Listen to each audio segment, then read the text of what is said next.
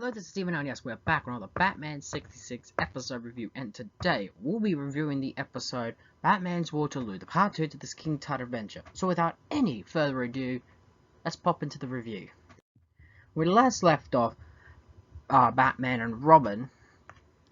Batman was placed into sarcophagus and put down in the bottom of a whole bunch of water, and plans to essentially drown Batman in that water. Opening credits, and we leave where we're off. Once King Tut believes Batman is killed, he then takes Robin away along with Lisa to leave the hideout, and plans to take him to a royal boiling room. And just as that's happening, Batman, on his utility belt, sends a coded message to Alfred to help him get to come to location and quickly get him out. Just as that happened, we then find out that how he's been breathing was some yoga method to slow down his breathing and heart so he don't take in that much air, but it couldn't be done for long. So I like how Alfred essentially saves Batman here.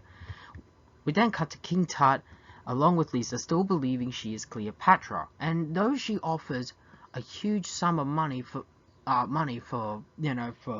ransom and safe return, King Tut says that no money in the world would help, but he does kind of give in. And as a result, he ends up calling Lisa's father for a very uneven amount of ransom. Even though he agrees to pay, they also agree to a mediary to disclose come through with the deal. And just as the phone call rings up, he immediately calls up police headquarters. Batman, of course, then gets a call from Gordon about the affair, but we also get a bit of foreshadowing to Barbara for the next season. So, this won't be the last time we get foreshadowing for Barbara's eventual visit this season, as that is soon to come very later, preferably at the end of the series. Just as that's happening, we find that the mediary, the radio talk show host, where Batman has this scene with proving that he is Batman, because when he calls up, the guy says he's not Batman. So finally, the first time in the series, someone actually questions this guy to actually be Batman.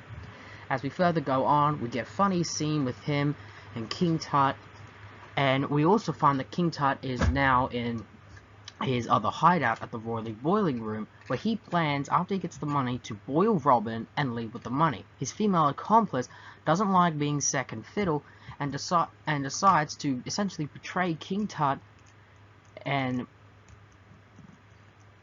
essentially release Lisa and Robin.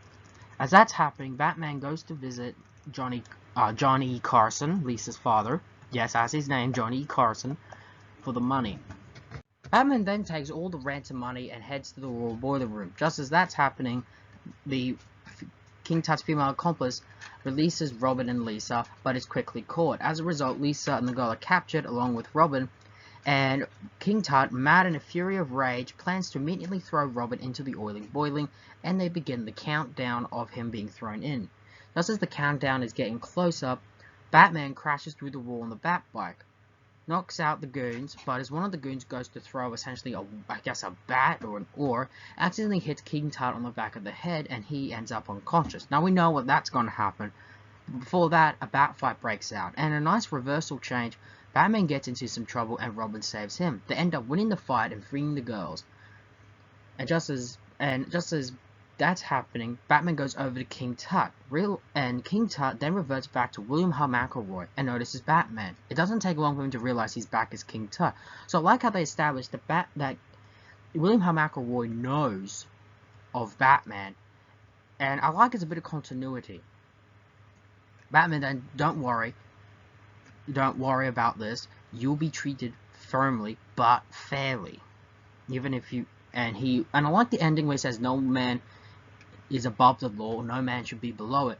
I think it's I could speak to this generation. No one should be above or below the law, but should be equal in the eyes of the law.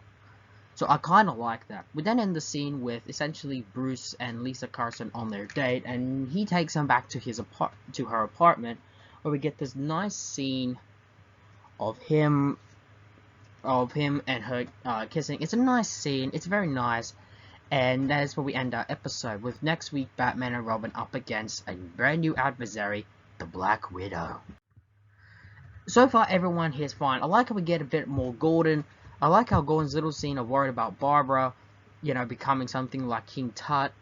I like that little scene, and it's mostly a bit of foreshadowing for the next season, but I like it nonetheless. Bruce with Lisa at the end of the episode is fun, and Robin getting into a bit of trouble is also pretty fun too, and Alfred especially helping. Again, I like how Alfred's playing more of a role in the story, but I really wouldn't like it if we could get more of Aunt Harriet. But other than that, it's a pretty fun episode. King Tut, what can I say? King Tut is one of people's favorite villains. Now, we'll be honest, for many people, they probably won't like this villain, mostly because of some, either how can a professor come up with all this stuff, and his schemes and all that, but for me, that doesn't matter. I absolutely adore his performance here, how he can switch, and he's also a rather tragic figure with him having the King Tut persona. I like how we acknowledge his due personality, the fact that he knows of Batman when he's not King Tut, which really goes to show maybe just how long he and Batman have probably been around for.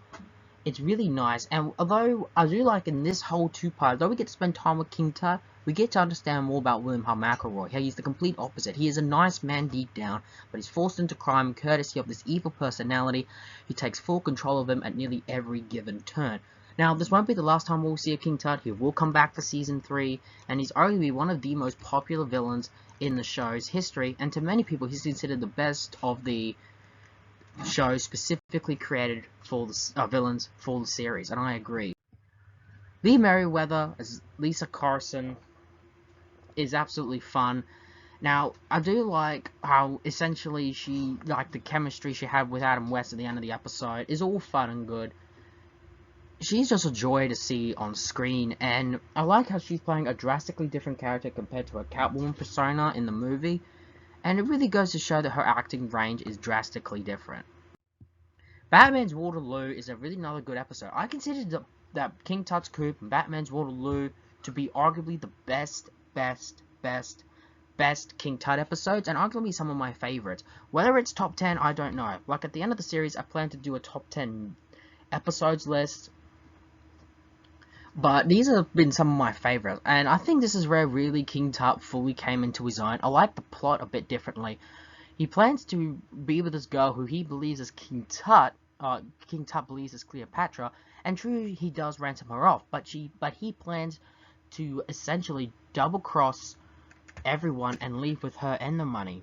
It's clear that he's not going to let her go, because in his deluded mind, this is Cleopatra. So it makes sense for an for a caper like this, that would be a perfect plot. And there we have it, Batman's Waterloo. You've already heard my thoughts. I think it's a great episode. Join us next time with Batman and Robin. We're going up against the newest adversary, the Black Widow. So until next time, tune into the same Steven hour, the same Steven channel. Ladies and gentlemen, so long for now.